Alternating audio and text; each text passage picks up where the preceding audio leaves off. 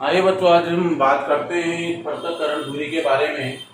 तो देखिए, इसमें आनुवंशिक शुद्धता को बनाए रखने के लिए किसी भी फसल की दो किस्मों के मध्य जो दूरी रखी जाती है उसको हम पृथक्करण दूरी कहते हैं। जैसे मान लीजिए कोई भी दो फसलें हमने ली है और उसकी किस्में दो हैं, तो उन दोनों किस्मों के मध्य आधार और प्रमाणित बीज के आधार पर हम क्या करेंगे, खेतों के अंदर जो दूरी रखी जाती है वो अलग अलग प्रकार से, तो उस दूरी को बनाए रखना एक पृथक्करण दूरी है। मान लीजिए कि जैसे कि यहाँ पर कोई भी फसल आप ले लिए, धान, मूंगफली, जई, जौ, गेहूं, कुछ भी, तो उनकी दो किस्मों के मध्य क्या करेंगे, आधार बीज लेंगे। तो दो किस्मों के मध्य 3 मीटर की दूरी, अगर प्रमाणित बीज लेते हो तो उन दो किस्मों के मध्य 3 मीटर की दूरी।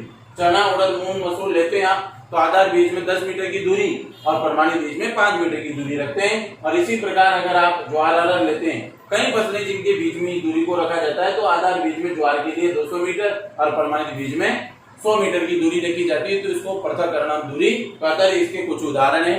तो किन्हीं दो फसलों की किसी फसल की दो किस्मों के मध्य जो दूरी रखी जाती है उसको पृथक्करण दूरी हम कहते हैं। इसके बाद हम बात करते हैं बीज की सुषुप्त अवस्था की।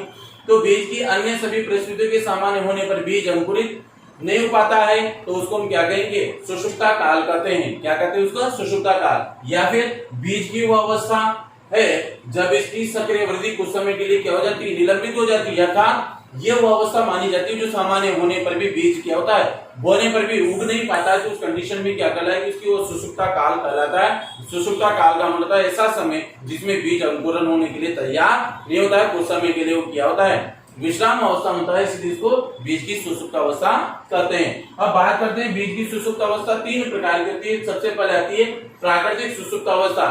प्राकृतिक सुषुप्त अवस्था इसको क्यों कहते हैं, क्योंकि इसमें फसल पकते समय कुछ बीज का कुछ शुष्क भाग के आधार पर परिपक्वता प्राप्त कर लेता है। यानी कि नेचुरल रूप से क्या होता है, जैसे आपने फसल को बोया है और वो फसल क्या होती है, तापमान अधिक बढ़ने के कारण उस फसल के कुछ पौधों के बीज क्या होते हैं, भ्रूण अपरिपक्व अवस्था में क्या हो जाते हैं, सूख जाते हैं और भ्रूण अल्प विकसित हो जाता है। तो इस कंडीशन में क्या होता है, फिर जब आप उस बीज को कटाई के बाद आने वाले समय में जब बोने के लिए लेके जाते हैं, तो ऐसे बीज फिर क्या होते हैं, अंकुरित नहीं हो पाते हैं। और जो बीज पूर्ण रूप से विकसित हो जाते हैं, पक जाते हैं, भ्रूण विकसित हो जाता है, वो तो उगाते हैं, परंतु ऐसे बीज फिर नहीं उग पाते हैं। तो इसको हम क्या कहेंगे, प्राथमिक सुषुप्त अवस्था। क्यों होती है, बीज कवच कठोर होना। अब बीज कठोर हो गया, कवच, भ्रूण अल्प विकसित है, कठोर होने के बाद भी कंडीशन आ जाती है भ्रूण का अल्प विकास, यानी भ्रूण उसमें विकसित नहीं, उसके पहले उसका जो कवच वो कठोर हो गया। उस कंडीशन में प्रकाश का अभाव, रासायनिक कारण कुछ भी हो सकते हैं। इन सब प्राकृतिक कारणों की वजह से इसको प्राकृतिक सुषुप्त अवस्था भी कहा जाता है।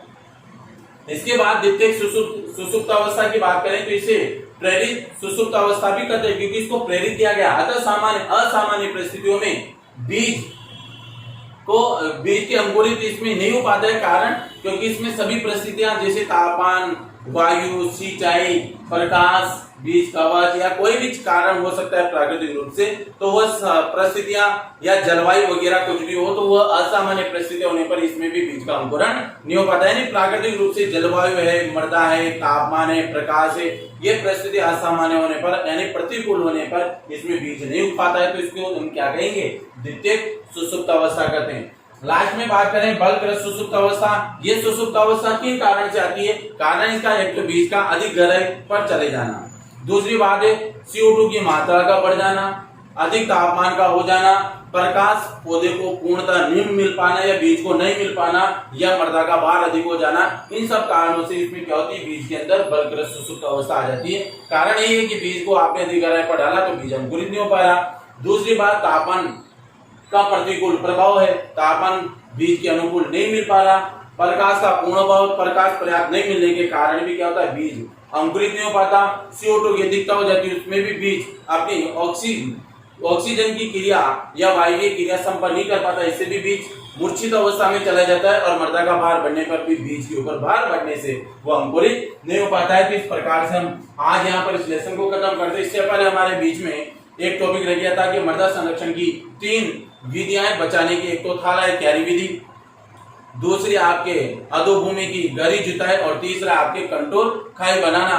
तो क्यारियां खाले बनाकर जल द्वारा मृदा क्षरण को आप आसानी से रोक सकते हैं, क्योंकि इसमें जल जो जाता है पानी सिंचाई के लिए क्यारियों में टुकड़ों में विभाजित हो जाता है, जिससे उसका प्रवाह क्या होता है, धीमा होने के कारण मृदा कटाव जल द्वारा नहीं हो पाता है। अगर इसके बाद अधोभूमि की गहरी जुताई की बात करें तो अधोभूमि जो होती है, अधोभूमि का मतलब खेत की ऊपरी परत के नीचे वाली जो परत है उसको अब अधोभूमि कहते हैं। उसकी गहरी जुताई करने के बाद बंजर भूमि में जहां कभी मृदा क्षरण होता था जल द्वारा, उस मृदा क्षरण को रोकने के लिए आप गहरी जुताई करके मृदा को उथल पुथल करने के कारण गहरी जुताई करने से जो वर्षा का पानी है, सिंचाई का पानी है, वो मृदा के निचले संस्तरों में चला जाता है, जिससे मृदा कटाव नहीं हो पाता और मृदा उस जल को या सिंचाई के जल को अपने अंदर क्या करती है, अवशोषित कर लेती है। इसके बाद कंट्रोल खाई, अगर आपके किसी क्षेत्र में खेत में ढालू खेत है और उसमें जल द्वारा मृदा क्षरण होता है, तो ऐसे खेतों को आप कंटूर में यानी सीढ़ी नुमा खेतों में परिवर्तित कर दें, टुकड़ों में विभाजित कर दें और आप उनमें आसानी से खेती